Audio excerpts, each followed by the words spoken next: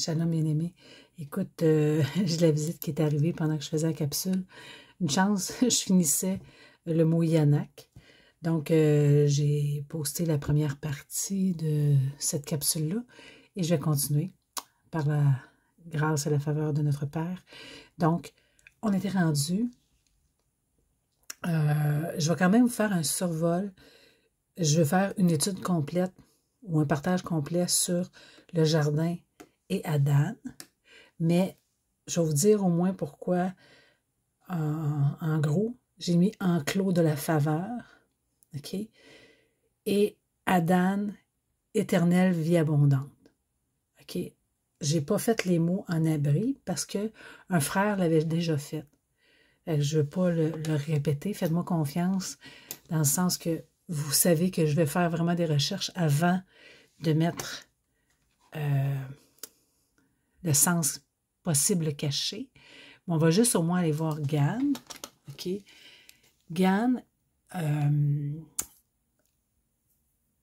le traduit par jardin ou enclos, mais selon la racine de la grammaire de Fabre d'Olivet, la racine Gan, c'est le signe organique réuni par contraction, la forme, une racine d'où découlent toutes les idées de circuit, de clôture, on pourrait dire d'enclos, d'enceinte protectrice, de sphère, d'ipséité organique. Tout ce qui enclos, entoure, couvre de toutes parts. OK, si on pense à l'écriture, souvent, Père nous dit qu'il nous couvre de ses ailes.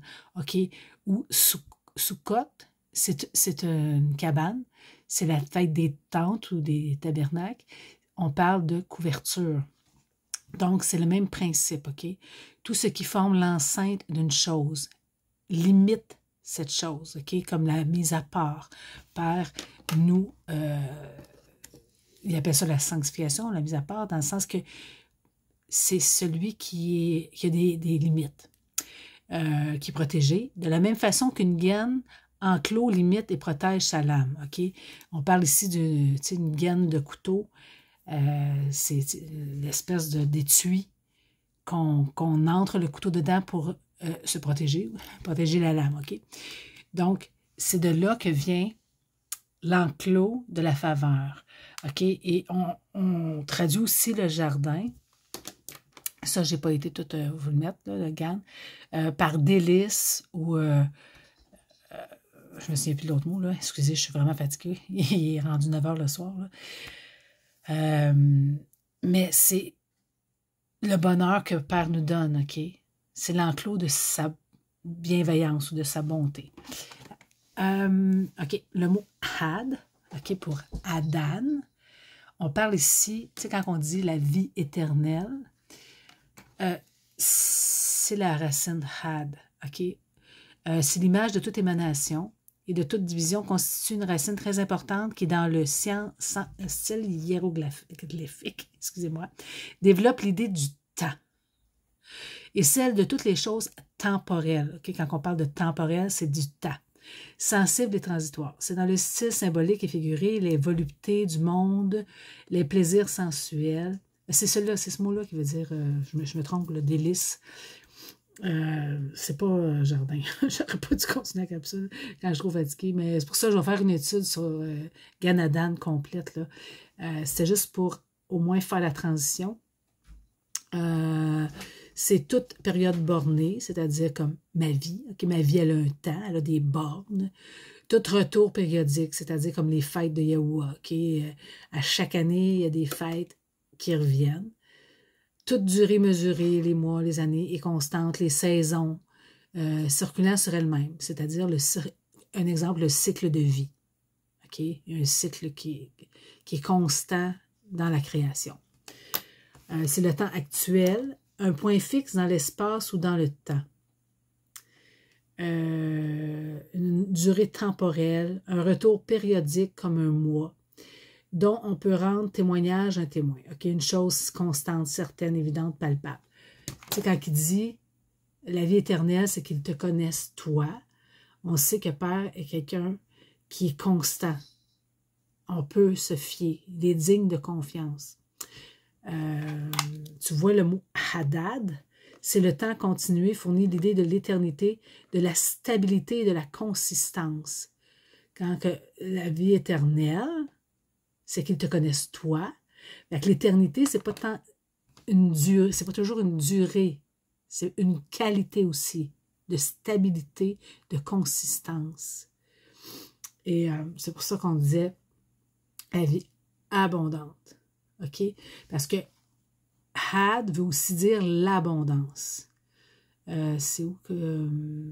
la lettre d'Alat, je ne l'ai pas mis. Je l'ai-tu mis à la fin? Il me semble que je l'ai mis à quelque part.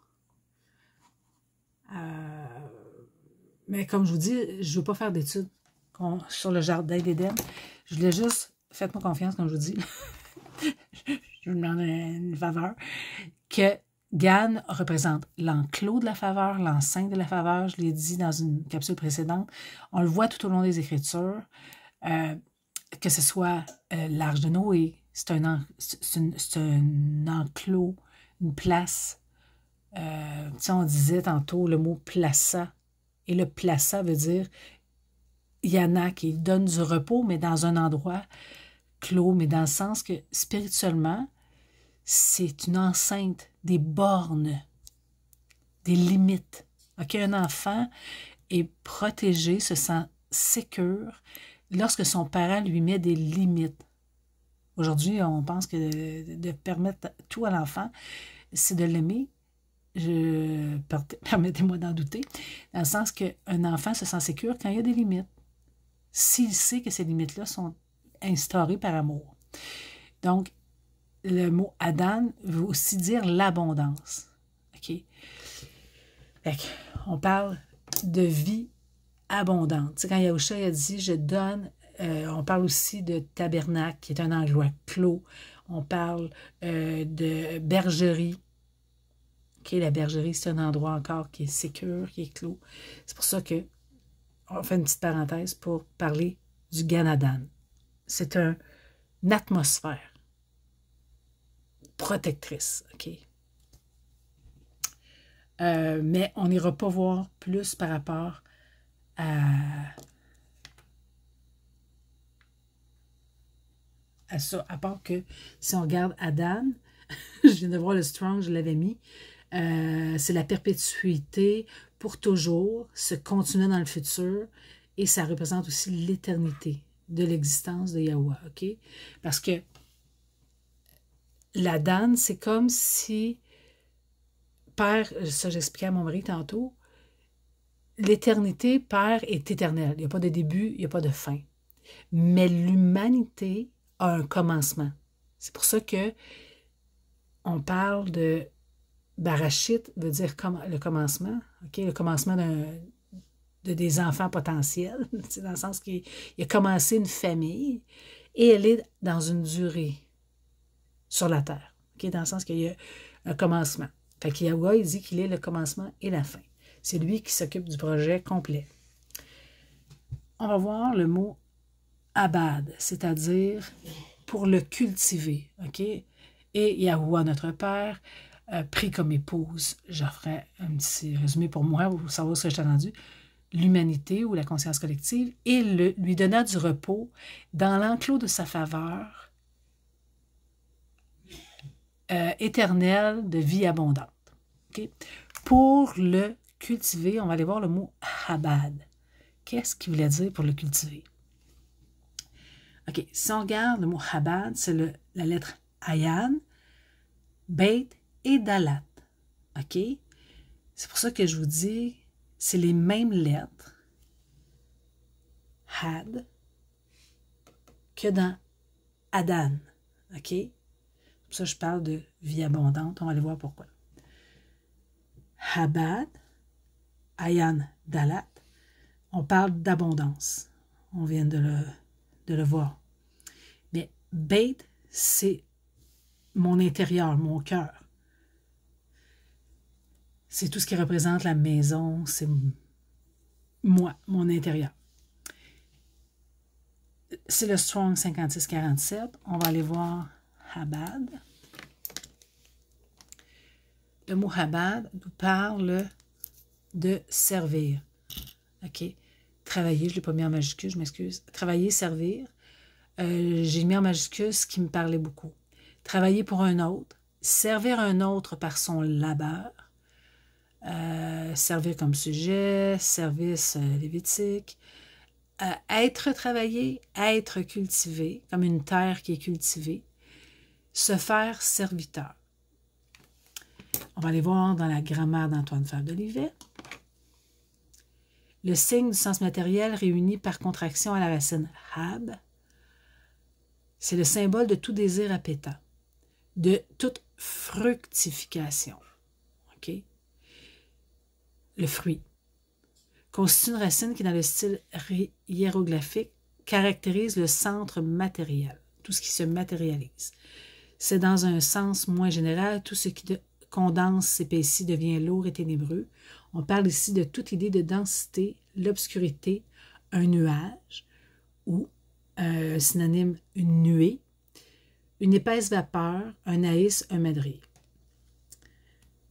Donc, ce que j'en ai déduit du sens caché du mot Chabad, c'est travailler, servir, accomplir un labeur, travailler pour un autre, servir un autre par son labeur, j'aurais voulu le mettre en plus gras, ou serviteur, esclave, cultiver, labourer. OK? Et selon la grammaire, Hab, selon Antoine Fabre d'Olivet, veut dire la fructification, le désir appétant, ça veut dire ma faim, ma soif, OK? Ça représente une nuée, un nuage, plus le dalat. Le dalat, on l'avait vu dans une capsule précédente, qui nous parle d'abondance par division ou aussi de la matrice, l'ouverture de la matrice. Mais dans ce cas-ci, j'ai pris le mot hab, qui veut dire fruit, abondant. OK?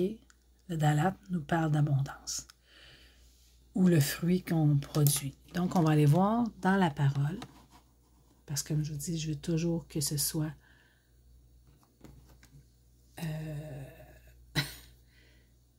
qu'on retrouve dans la parole, dans les Écritures, les révélations que je vous partage.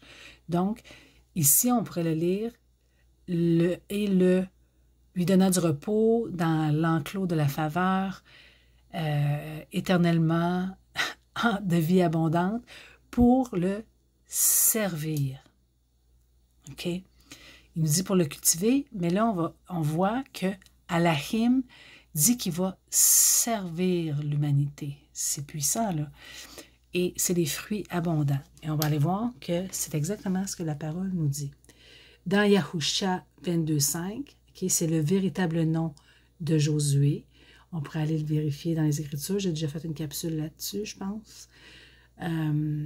C'est pour ça qu'on perd la trace. Parce que Yahusha, celui qu'on a renommé Josué, est l'ombre, une image, un type qui représente Yahusha, le Messie. Okay?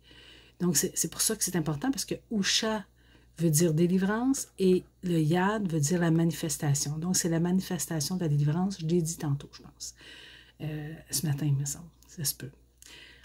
Je le répète. Je fais comme Yahusha, je le répète. Ayez soin seulement d'observer et de mettre en pratique les ordonnances et les lois que vous prescrites Macha. Okay? On a vu que les commandements, c'était la ligne de conduite. Serviteur de Yahuwah. Aimez Yahuwah votre Elohim, ou notre Père, marchez dans toutes ses voies, gardez ses commandements, hein, gardez sa ligne de conduite, attachez-vous, donc c'est-à-dire engagez-vous, comme, parce que Père dit que lui s'est engagé envers nous, comme époux, et nous, le peuple de Yahweh, comme épouse, on s'engage à notre rôle, on dit oui à l'alliance. Attachez-vous à qui? Pas au pasteur, au diacre, à tout, mais attachez-vous à lui. Et servez, Habad, le de tout votre cœur et de tout votre être. Dans Marc,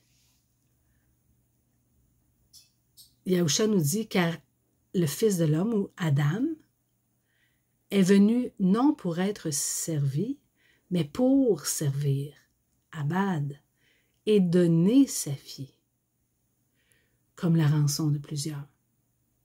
Donc, on voit dans Barachit 2.15 que Yahweh nous parle déjà de Yahusha. Il nous parle dans son plan de création. OK, on avait vu que le premier Adam était le prototype, était l'ombre des choses à venir. C'était pas l'original ou la réplication exacte. Mais Yahusha est venu pour servir. Et il nous demande la même chose. Il dit dans Luc 12, 37, « Heureux ces serviteurs que le maître à son arrivée trouvera veillant. Je vous le dis en vérité, il se ceindra, les fera mettre à table et s'approchera pour les servir. Tel père, tel fils. » Okay? Parce que le père, dans le Ganadan, dans la clôt de sa faveur, il dit qu'il l'a placé dans cette enceinte pour le servir. Et qu'est-ce que servir? C'est des fruits abondants.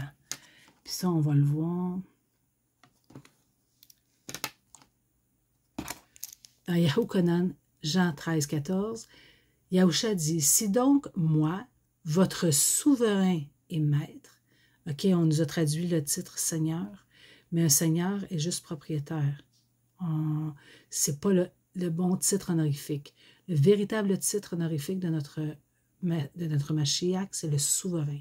C'est un roi. On y doit obéissance. Je vous ai lavé les pieds, c'est-à-dire je vous ai servi. Vous aussi, vous devez vous laver les pieds les uns les autres. OK? Ce n'est pas un qui sert l'autre. OK? C'est vous devez vous servir les uns les autres. Vous devez vous laver les pieds les uns les autres. On doit être gardien de son frère. Mattityahu, Matthieu 7,20. C'est donc à leur fruit. Leur fruit, c'est le service et l'obéissance. Que vous les reconnaîtrez. Yahusha était obéissant au Père. Quand je vois que Abad veut aussi dire nuée, je ne peux m'empêcher de penser à cette parole des Écritures. Et de la nuée sortit une voix qui dit, « Celui-ci est mon fils élu, écoutez-le. » OK? Aujourd'hui, c'est plus Macha est venu avec la loi, Yahusha est venu avec la grâce et la vérité, l'enclos de la faveur. Il est le berger qui nous fait entrer. Donc, on doit écouter ces paroles. Azoun, Apocalypse 14, 14, « Je regardai et voici, il y avait une nuée blanche et sur la nuée était assis quelqu'un qui ressemblait à un fils d'Adam. » OK, ils ont traduit par fils de l'homme, mais si tu vas voir directement dans l'abri, c'est le fils d'Adam, l'humanité. Ayant sur sa tête une couronne d'or et dans sa main une faucille tranchante. On va aller voir. Et un autre messager sortit du temple criant d'une voix forte à celui qui était assis sur la nuée, « Lance ta faucille et moissonne. » Moissonne quoi? Les ouvriers. Car l'heure de moissonner est venue, car la moisson de la terre est mûre.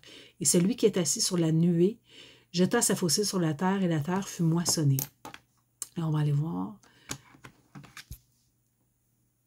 Dans Mattityahu, ça nous parle de la même chose. Et celui qui a été semé sur la bonne terre est celui qui écoute la parole et la comprend, qui porte vraiment du fruit et rapporte. L'un au centuple, l'autre 60, l'autre 30. C'est la parabole de la semence. Et c'est pour ça que quand on n'a pas le véritable terme abri, il nous manque une clé de compréhension. Okay, si on voit, comme je vous dis, le mot abad, on a vu tantôt que ad, okay, ayin dalat, dans Adan, c'est ayin dalat nun, ça veut dire l'éternité. Le noun représente ma vie, ou la continuité. ma postérité. Et là, on a la même chose, c'est le had, l'éternel, et intérieur, mon fruit. Le fruit, ça dit, vous les reconnaîtrez, comme on a dit tantôt, à leurs fruits, à leurs œuvres. Mais pas les bonnes œuvres, à leur manière d'écouter, d'obéir au Père. OK? Puis le modèle par excellence, celui qu'on doit imiter, c'est Yahusha. Mais Yahusha, si on voit, a été instruit dans les Écritures jusqu'à l'âge de 30 ans. Puis pourtant, il était, tu comprends, il a grandi avec des parents qui lui enseignaient et il a atteint la maturité ou l'âge que le père a déterminé qu'il était prêt à être utilisé à 30 ans. Et là, on voudrait mettre quelqu'un qui vient d'arriver et il y a un manque de connaissances, et parce qu'il manque de connaissances, il fait des gaffes. Puis c'est ça qu'on a appris dans les systèmes religieux. Donc, on va aller voir le mot « garder ». OK?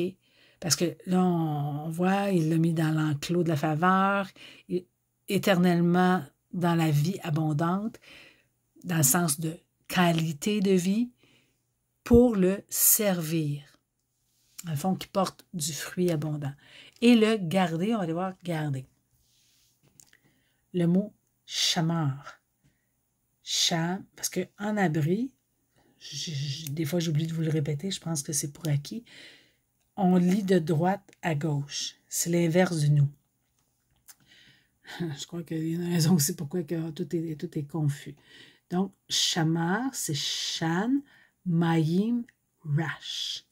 OK? Il contient 2 racines. Oups!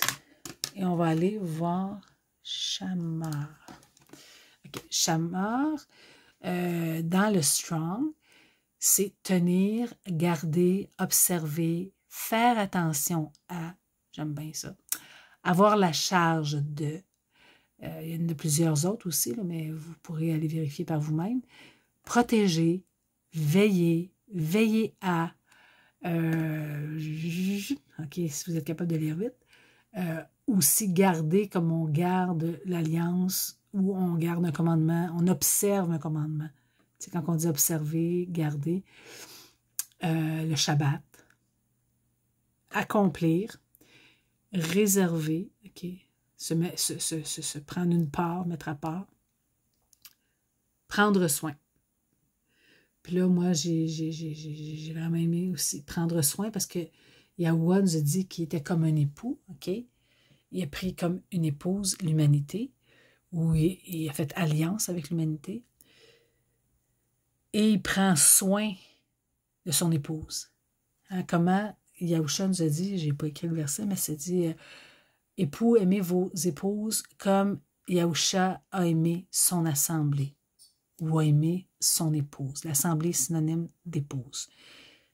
Et qu'il est mort pour elle. C'est à ce point-là qu'il l'a servi. Il n'a pas demandé qu'on le serve, il l'a servi.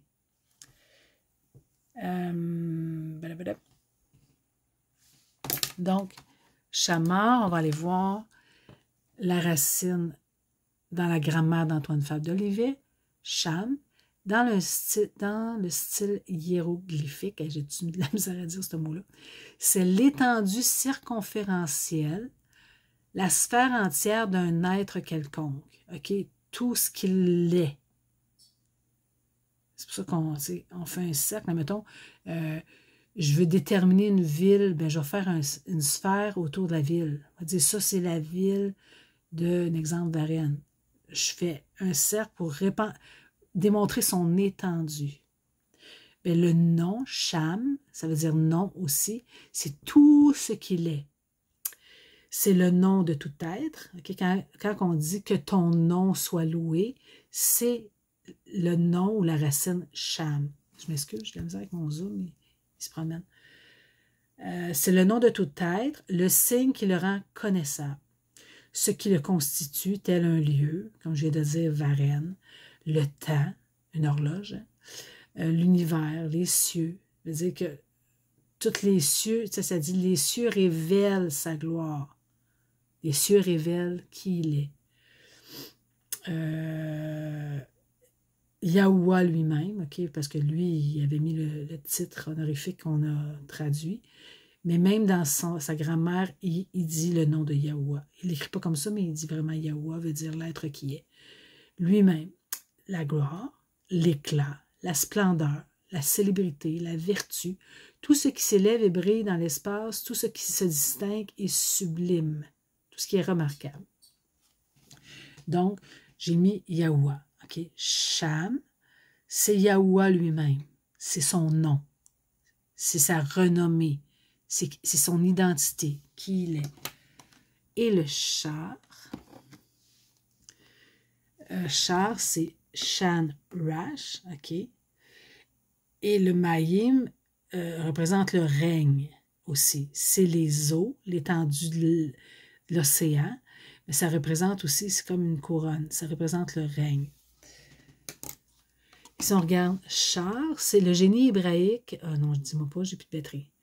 Confondant ces trois expressions en une, en titre le sens le plus compliqué. On va y aller vite, OK?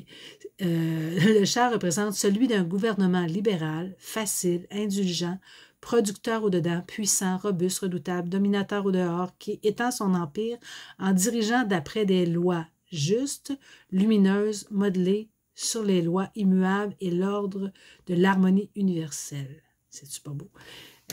Comme racine. Donc, ça veut dire la même chose dans le Strong. Char, c'est le prince, le souverain, le chef. OK? Et aussi le gardien. C'est pour ça qu'il dit il va le garder. Mais le garder dans le sens d'un souverain qui s'engage à prendre soin d'eux, OK? Qui a la charge d'eux. Parce que dans un royaume, c'est le souverain qui a la charge du peuple. C'est pas ce qu'on voit aujourd'hui, mais c'est ce qui serait supposé, OK? Puis même dans les Écritures, il était supposé prendre soin du peuple, et non pas il était supposé servir le peuple, et non pas se servir du peuple. C'est ça la différence entre un bon souverain. C'est pas la souveraineté qui n'est pas correcte, ou le gouvernement, la royauté qui n'est pas correcte. C'est dans quel royaume tu habites. C'est dans quel. Fait que Yahusha est venu rétablir le royaume du Père sur la terre. Hein, c'est pour ça qu'il dit priez notre Père, que ton règne vienne, que ton désir ou ta volonté soit faite pour l'humanité. OK, donc, on a résumé Shamar, c'est tenir, garder, observer, faire attention à, avoir la charge de, protéger, veiller à, accomplir, réserver, prendre soin. Donc, le mot Sham, c'est Yahuwah lui-même, c'est son nom. Et le mot Char, c'est souverain étendant son empire selon les lois justes, lumineuses, modelées sur les lois immuables de l'ordre, d'harmonie universelle. C'est-tu pas beau? Fait que là, écoute, j'avais plusieurs versets. J'espère que je vais avoir assez de batterie jusqu'à la fin. OK. Car Yahuwah aime la justice et il n'abandonne pas ses fidèles. Ils sont toujours sous sa garde. Il est le gardien. OK? C'est pour ça que j'ai écrit pour le servir et en prendre soin ou le diriger dans la justice. OK? Dans Tahalim 12.7, toi, Yahuwah, tu nous garderas pour toujours de cette génération. Dans Kafahalaf 2.25, je vais essayer de faire ça vite, car vous étiez comme des brebis errantes, mais maintenant, vous êtes retournés vers le pasteur, hein, ou le berger, et le gardien de vos êtres. Celui qui s'était engagé dans le Ganadan à prendre soin de nous. OK, garder, un synonyme, c'est préserver, protéger, sauvegarder, qui est le mot pour délivrance ou Usha. Yahusha, c'est exactement ce mot-là. Garantir, défendre, veiller, sauver. Hein, quand on dit qu'on est sauvé, ça veut dire qu'on est gardé, on est protégé.